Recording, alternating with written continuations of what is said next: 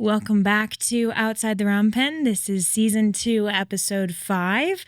Last week we talked about the imagery and parallels of preparing Josie with reins and a halter in preparation for having healthy boundaries. And this week I want to invite you to join the conversation about what it looks like to have a good mentor, a good partner, and leader, and how they can invite us into very scary situations that turn out to be something that set us up for success in the future. If you haven't already, go ahead and like this video and make sure you are subscribed to the channel. Without further ado, let's get started. Welcome to Outside the Round Pen, where we step beyond the basics of training and into the deeper lessons horses teach us about faith, leadership, and partnership with Jesus. What does it mean to walk in tandem with a mentor or a leader? What does it mean to actually follow or be able to follow in a way that leads you to success? These are things that we've talked about a lot in the whole series and discussion around Josie and the way that the Lord works with us. But today I want to give you a very tangible example of what it actually looks like to be invited by a good leader into a situation that is absolutely terrifying down to your core.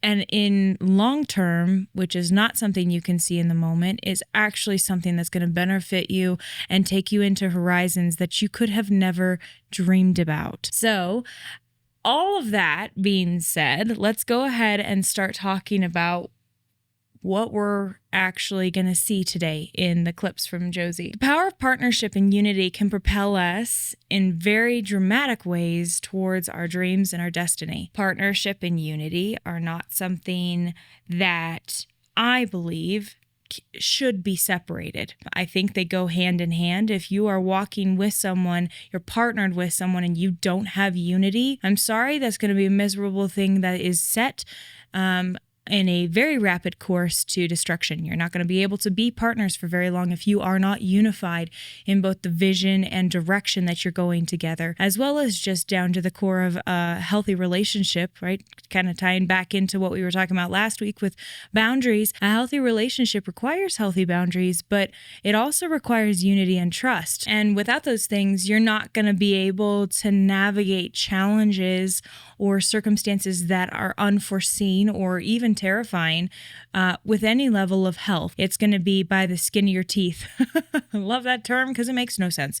But that's basically, we've watched Josie grow in relationship with me. We've watched her establish that she can trust me in a lot of very new and unique circumstances. But today we're going to be putting that to a test in a way that most horses, even some of the best trained horses, have incredible challenges with. And that is the process of trailering. Now, for those of you who have absolutely no idea what that means or are not acquainted with the horse community, you will see it's quite the process. But for those of you that are acquainted with the horse community, you know exactly what I'm talking about in just that one word, trailered or trailering. It is quite the ordeal, and it can be incredibly dangerous, physically dangerous. I'm not talking emotions. I am talking people and horses can get incredibly hurt, sometimes even killed in trailering accidents, because you're dealing with a 1,000-pound or more animal in a metal box, and their instincts are screaming at them to run away because it's trapping them. And even when they trust their leader, it is every single time can be a quite extensive process to get them to trust you into the trailer, and then getting them to stay is one thing, and then getting them back out is another thing. It's a whole ordeal. All you need to do is just look up some videos or stories on trailering accidents, and you will have more than enough to understand just how severe of a situation you're putting yourself in as a human to be leading a horse into a metal box. They run away from boxes. They don't like boxes. They don't like shelter, even if it's too restrictive, because they're prey animals. They're constantly wanting to be able to understand their surroundings and escape if necessary. It's that self-preservation piece, which, if we're tying it into ourselves, that does not stray far away from what we do as well. A lot of us, if we actually admit it, if we are put in a situation where we feel trapped, our self-preservation instincts are going to kick in, and we're going to do absolutely everything we can to avoid getting in that situation again once we get out. But also in that moment, then that's your fight or flight, right? So fight, flight, or freeze. And usually the freeze can't last for very long, and you have to make a decision. And it's awful. It's a horrible experience to feel trapped emotionally, physically. Claustrophobia is a real thing. Just put someone who is not okay with tight spaces in a tight space, and you'll see that there's a very visceral response down to the core of that person's being, where they're not thinking rationally. They just have to get out of it, and they'll process it later. Horses do the exact same thing, and that's where most accidents take place, is when they're put in a position where they're not thinking rationally. They just are too scared to function with health. And so basically, a true partnership, tying that back in, a true partnership is built on mutual trust, respect, and collaboration. In the same way that a rider works with their horse to create a harmonious team, we can accomplish far more when we work in partnership with others or in partnership with Jesus, because that harmony creates creativity, which then can problem solve, which then opens the door to having solutions in situations where it seems absolutely solutionless. So the first thing I want to have you guys watch is clip 1. And this is really, really simple. Most of these clips I'm going to try my best to explain them as we go, but most of these clips are going to feel really benign. This is going to go quite quickly as far as the actual timeline of how long this process took for her, which is just a testimony to her ability to trust me now. But it also is a testimony to the fact that a difficult process does not necessarily have to take a long time. It can be highly emotional, very scary, but it doesn't have to get you stuck. You don't have to stay and process for years and years and years and years just because it's something that you are afraid of. Every situation is going to be a little bit different, but I felt led to say that there might be someone watching. Just because a process that you or something that you are processing through has taken you a long time, or you've been told is supposed to take a long time, doesn't mean it has to. If you partner with the Lord and you are ready to let him lead you, he's going to go at your pace. And that means as fast or as slow as you are ready to take it. And if you want to jaunt through that thing and go as fast as possible to be able to reach the other side and see new horizons for what he has in store for you, run as fast as you want to, because it's up to you to allow him. He's going to show you the way, but your heart and whatever healing that has to take place, be it physical, emotional, whatever, it is only restricted by how fast you want to go. He's going to partner with you in that. And it doesn't have to take years. You don't have to stay stuck. You don't have to give up on seeing the rest of your life simply because you have to process through something. It can happen like that. So back to clip 1. This is a really simple, it's just showing you. This is, again, for people that are not familiar, this is what a horse trailer looks like. It's a giant metal box on wheels. It makes weird sounds. It's at a strange angle. It smells funny. It's got doors. It's got windows.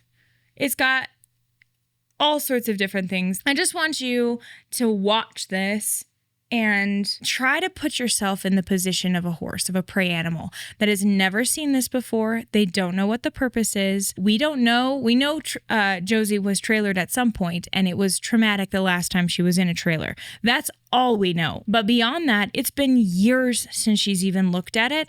And we already know that horses, when you look at the way that I've handled sessions with her, you have to end on a good note. If you end on a negative note, or I like to call them wins, right? So if you end on something other than a win, that sets you back so far. But they have imprinted basically the last experience with whatever person that was, with whatever event that was, all of that comes into play the next time you introduce that thing. You are behind the game. You're not starting at ground zero as far as learning something new. You are starting in the negatives, where you are trying to not only untrain that negative thought or that horrible experience, whatever. It might not be traumatic. It could just be something that just wasn't a good, it was just not great. But in this case, we know it was traumatic. Whatever that was, I'm now having to overcome all the trauma, the responses down to her core of that to get to ground zero and then reintroduce it as actually, this is something I want you to trust me in, me saying it's a good thing, which is so counterintuitive. Even if this was a healthy horse, this is so counterintuitive to every fiber of their being to believe that what I'm saying, that this is a good thing, that it's actually a good thing. One of the biggest reasons as to why it's such a visceral response for a horse is they are constantly looking for an escape route. And if they don't have one, they'll panic. Kind of going back to what I mentioned before. So there is no escape route when you're looking at this metal box. It gets fully enclosed and they have to trust that they are still safe even with me not physically there. And that's probably the biggest test. That's why I said this is kind of in a category of its own. I've done a lot of testing of her trust of me, of our boundaries, of our communication, of our partnership, going back to that, right? But this puts her in a position where long term, if I was going to actually trailer her somewhere, you leave her in that enclosed, you close everything in, and then you drive with her. She has smells she doesn't recognize. She's not with her herd. She's not in an environment that she naturally feels safe in. And I am not her only comfort, her only consistent up until this point, right? In new environments, I am not there physically present with her. All she has to stand on is my word. Some of you might have caught on to that. I'll repeat it. All that she has to stand on is my word that she is safe in that environment. That is to the fiber of her being screaming at her, it not safe. But the thing is, and ideally, if you put a horse in a trailer, it's to be able to go and take her to do something, to go take her to a park, to be able to walk around, to go explore, to go meet a new herd, to go get help for a health issue, whatever it is. The goal is to be able to further her life, to give her more vision, to give her more of a broadening her horizons in ways that she can't do if she is incapable of getting in this trailer. The Lord does the same thing with us. Only our trailer might look like him inviting us into a relationship with someone. It might look like inviting us out of a relationship with someone. It might look like inviting us to move. It might look like inviting us, fill in the blank, right? His invitations, when they are terrifying down to what, the core of who we are or what we're dealing with, it feels so counterintuitive to receive. All we have to stand on is his word that he's a good father and he gives good gifts and he has a plan and a purpose and a future, and it's a good one. Sometimes in those moments, he is not physically with us. We don't get the, all the tinglies and we don't have all the emotions that go with knowing that he's there. We only have his word, which, hey, that is more than any other human in this world can give. His word does not ever return void. And that is both in his scripture as well as what he has spoken to you. If it is confirmed by scripture, that is his word, and you can take that to the bank, but you have to choose to, because there are moments where it doesn't feel like you have anything to stand on. You have to choose to go back to his word. I'm having to walk her away from her herd to introduce her to something big and scary and smelly and intimidating and isolating and all these things that are not meant to make her feel that way, but she is going to feel that way regardless of how I introduce it to her. But establishing this, all of these moments, I am introducing her to something that's scary. It's important for a horse to be able to touch things that they are unfamiliar with their nose. If they are able to do that, and not just completely stand away from something and be too scared to even come close to touch it. If they do that, that's not a good sign. That's not a good sign that they trust your leadership enough to be invited into a scary situation. If they do, when they touch their nose to something, it's like a toddler putting it in their mouth, right? They're exploring. They're using their senses to be able to kind of develop a idea about what this thing is. but it's from a place of curiosity. That is huge because, again, like I said earlier, she does not have a good ending experience with a trailer, just from the little bit that we know about her story. Now, I want you to watch how quickly that shifts when I go from just inviting her to be okay with it in her space and have her touch it with her nose to now saying, now get in. That invitation, now it's really where we're going to see there's emotionalism and a quick response to go, wait a minute, hold up. I'm nowhere near confident enough in myself and whatever to be able to take that step. That's a huge, huge ask. And then I'm over here on the other side going, I know as a leader, I have created a wonderful atmosphere of trust and safety, and she knows that she can rely on me. Now I'm putting it back on her to choose, to decide that in this moment where it feels very counterintuitive, that all of her experience with me actually means I'm not leading her into something where I'm going to abandon her or that I'm going to entrap her and harm her in any way. But that cooperation is required before she can have a creative solution to be able to then have the power or the desire to operate within a team, within that partnership, to step into this really scary thing. If she does that, leads to mutual success, right? Both I succeed as well as she succeeds, but it all comes back down to the decision of if she's going to trust me into an environment that's terrifying. So she is choosing right now to not. She's expressing her concern with her idea being that this is scary and I'm wrong as a leader to be asking her to do this because it's something that she's not comfortable with and it's just not a good idea. Whereas I'm standing there going, I'm using all of my tools, I'm using my communication, but I'm being firmer than I've ever been in communication with her because I know what she is capable of and I know what the long-term result of this is going to be. And I'm not going to let her process for very long because her fear will kick in and she will negotiate herself out of responding in a healthy way. Her first response is going to be concern. But as you can see very quickly, because I'm not letting her sit and stew and get stuck, like I mentioned at the beginning of the episode, that's such a scary thing because it shuts down creativity. It shuts down the ability to step into something new. And just because something's uncomfortable doesn't mean it's going to hurt her. But down to the fiber of her being, she is having that instinct tell her that this is the opposite of what I'm saying. So she has to choose which voice she wants to listen to. But you can see how quickly she's going from just putting her nose in it to now she's got her neck in it. But I'm not letting her just stay. And now I'm asking her to go even a step further and start to put her front legs in it. But I'm going incrementally. I'm still taking those same steps that we've taken all these other episodes to get to this point, to get to the point of taking a saddle, to get to the point of whatever, but instead of giving her days or hours in between each moment of process, I'm saying, I know that you are ready to receive this in a couple moments. In a couple moments, I'm going to give you to process. I'm going to rub you down. I'm going to confirm that that was a great idea, that you're still in a safe space, that the only safe space right now is actually where I'm inviting you into because that's where my word is sending you. Anything outside of that is actually unsafe, which is the opposite, literally the exact opposite of what her body is telling her.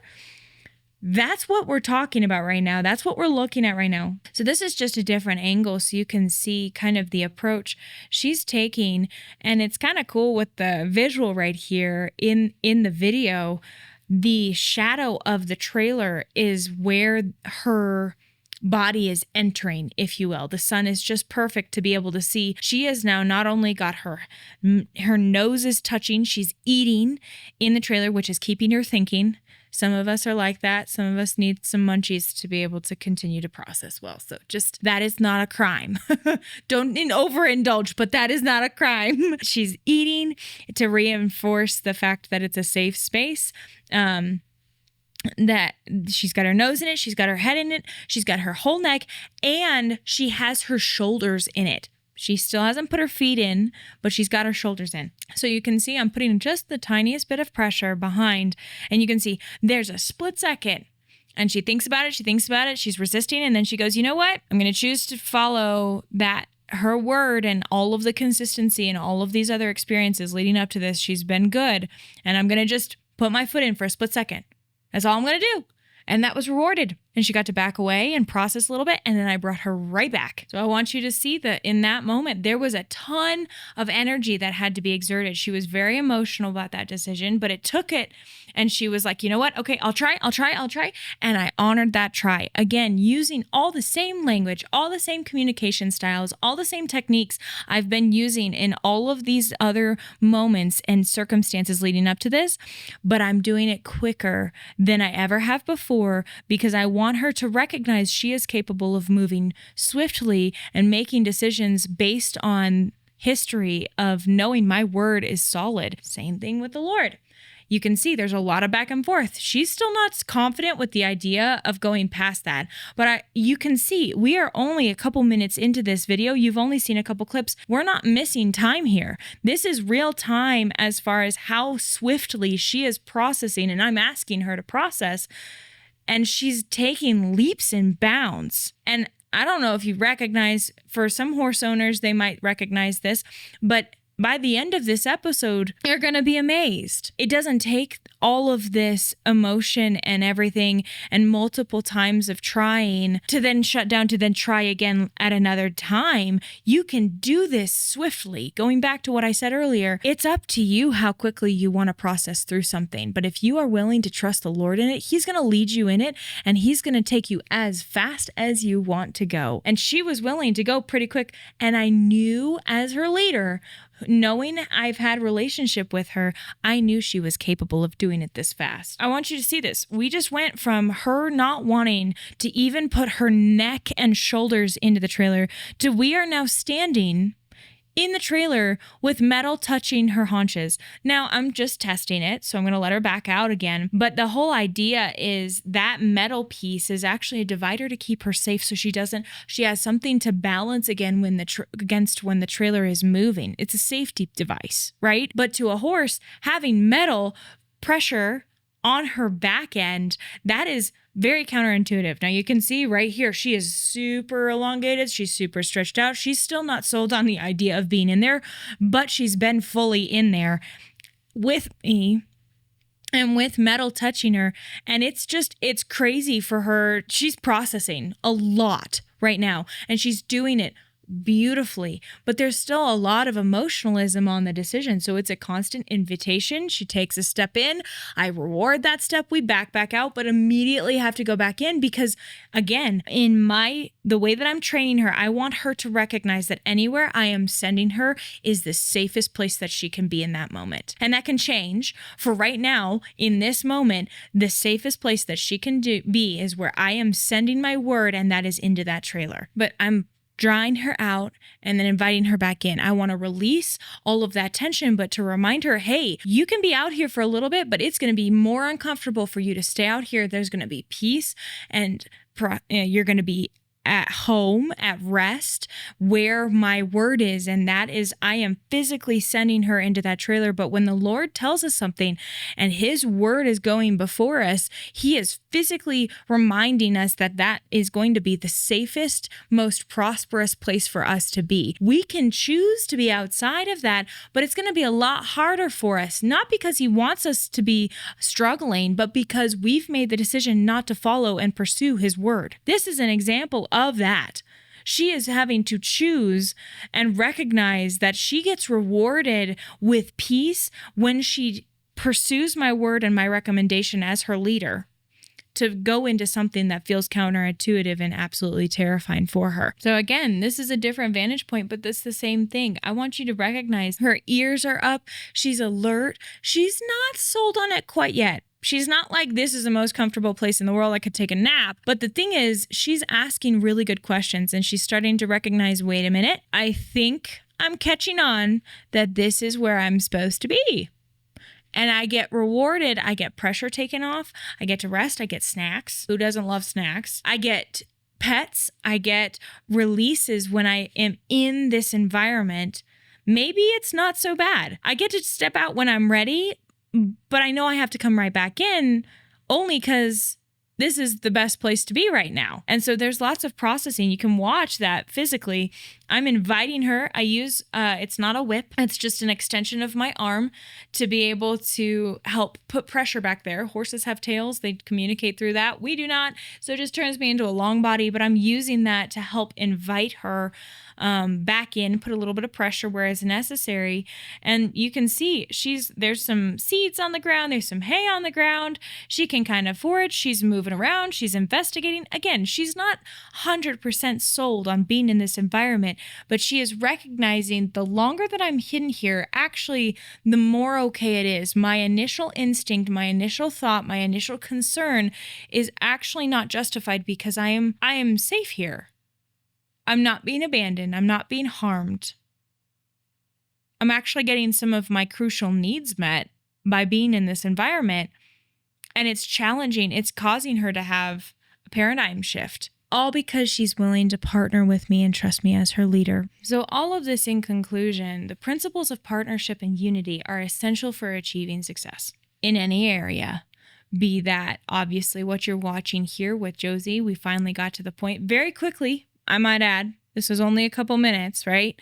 But over the course of a very short amount of time or a long amount of time, however much it takes you to process, achieving success comes from this. Because by embracing the collaboration of working with your leader and trusting your leader based off of where his word, right, Lord, where his word is sending you, that it's established and it's something that you can count on, and all of the experience of his faithfulness in the past, all of those things combined, that is going to take you into situations that are completely uncertain and terrifying even. And you get to count on him being your safety, to count on him being your provision, whatever you need in that moment. But you can only trust him if you are willing to partner with him. And the fulfillment of that and the creative answers that come from that are because you are relying on the trusted, on your foundation of partnership. That doesn't start overnight. That doesn't just happen because you decided one moment to wake up and be like, oh yeah, I trust you unconditionally, Lord. I have no issues. I'm never gonna need to doubt you again. That's not how it works. It doesn't matter how much time you've walked on this earth with the Lord. There's always going to be something that you need to look him in the eyes or look at his word and go, I don't see a way through this. This feels terrifying, but I'm going to choose to listen to your voice, to your invitation in whatever direction he's leading you in, despite everything else screaming the opposite. So I want to just tie this all up in a nice, tidy little bow with a scripture. I'm going to read Proverbs 3:5-6, and it says, trust in the Lord with all your heart and lean not on your own understanding. Some of you might know this one. In all your ways, submit to him and he will make your paths straight. That usually is implying that they aren't straight. But by relying on him, he is going to do that for you because you're trusting that his provision, again, this is a perfect example. This is his word, right? He is making your paths straight. Now I'm going to add to that with two more. Romans 8:28. And we know that for those who love God, all things work together for good. I'm pretty sure in all translations, all means all. That's not some things, all things. If you are trusting him, all things work together for good for those who are called according to his purpose. If you're called according to his purpose, aka you are saved and you have accepted him as your leader, as your partner in life, you're called according to his purpose because he's got one for you, and he's had one for you since the beginning of time. Before the foundations of the earth, he called you his. Now I'm going to add one more, Jeremiah 29:11.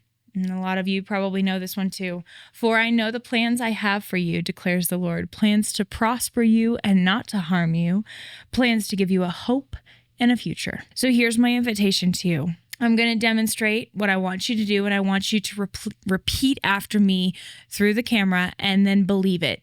And this might be one of the most terrifying things for some of you if you've ever done this before, but trust me, like I said before, his word does not return void. No matter how scary it might feel, I want you to do this with me because you're going to put your name in these verses and believe that your good Father, your provision, your leader is inviting you into something that is only his good intentions for you, and watch your life change. So I'm going to demonstrate using my name, and I want you to follow. I, Rachel, choose right now to trust in the Lord with all my heart, to lean not on my own understanding, and in all my ways submit to him, and he will make my paths straight. For I know that God will work all things according to my good together for my good. For I am called according to the purpose Jesus has for me. Because the Lord knows the plans he has for me. He declared it, that they are plans to prosper me, not to harm me, plans to give me a hope and a future. So all that being said, I want you to watch as the Lord invites you into things, and that this scripture, his word, does not return void, and he has a plan and a purpose for you that is good. Thank you so much for joining me. Look forward to chatting with you next. Thank you so much for joining me. Tune in next week to hear more about Josie's story and how the Lord is working in our lives the same way. Thank you for watching. Please consider supporting our ministry, whether by giving or sharing this message with someone who needs it. And don't forget to subscribe so you don't miss what's next.